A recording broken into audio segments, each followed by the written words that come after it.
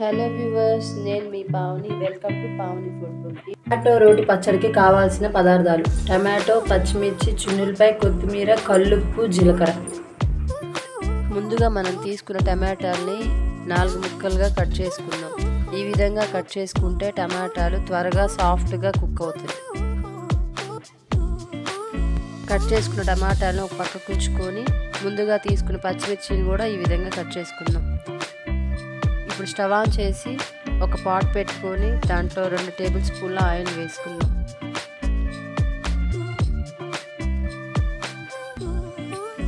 ఇప్పుడు ముందుగా మనం వేసిన ఆయిల్ హీట్ అయిన తర్వాత ముందుగా కట్ చేసుకున్న పచ్చిమిర్చి వేసుకొని దోరగా వేయించుకుందాం. ఇవి కొంచెం దోరగా వేగిన తర్వాత ఇందులోకి ముందుగా మనం కట్ చేసి పక్కన పెట్టుకున్న టమాటాలను కూడా వేసి ఫ్రై చేసుకుందాం. అటు ఇటు కలుపుతూ మాడిపోకుండా ఫ్రై చేసుకుందాం.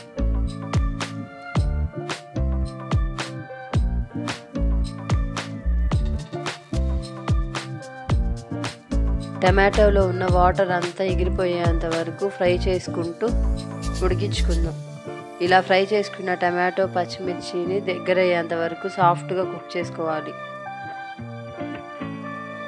కుక్ చేసుకున్న టమాటా పచ్చిమిర్చిని ఒక ప్లేట్లోకి తీసుకొని టమాటో పచ్చిమిరపకాయల్లో ఉన్న వేడంతా పోయేంత వరకు ప్లేట్లో అటు ఇటు తిప్పుకుంటా చల్లారనిచ్చుకుందాం. ఇప్పుడు ఒక రోల్ తీసుకొని అందులో ముందుగా కల్లుప్పు యాడ్ చేసుకొని ఈ విధంగా రుబ్బుకుందాం. అందులో ఒక టేబుల్ స్పూన్ జీలకర్ర యాడ్ చేసుకొని రుబ్బుకోవాలి.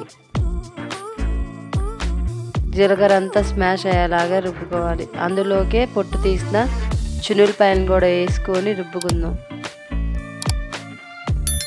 చున్నులపాయలు నలిగిపోయిన తర్వాత ముందుగా మనం వేయించి పక్కకు తీసుకున్న పచ్చిమిర్చిని కూడా అందులోనే యాడ్ చేసి స్మూత్గా రుబ్బుకుందాం.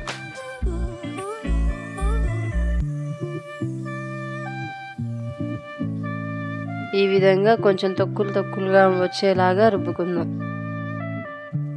ఇప్పుడు అదే రోల్లోకి మనం ముందుగా వేయించుకున్న టమాటాలను కూడా వేసి బరకగా రుబ్బుకుందాం. ఈ టమాటా రోటి పచ్చడి ఎప్పుడు బరకగానే ఉండాలి. బరకగా ఉంటేనే ఆ టేస్ట్ సూపర్గా ఉంటుంది. ఫైనల్గా కొంచెం కొత్తిమీర వేసుకొని అంతా కలిసేంత వరకు ఒకసారి మరలా రుబ్బుకుందాం.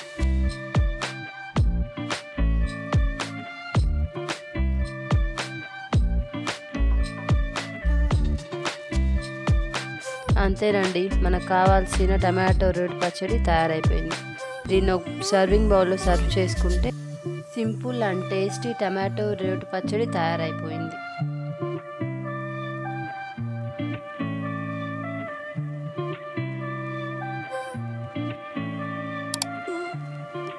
Thanks for watching.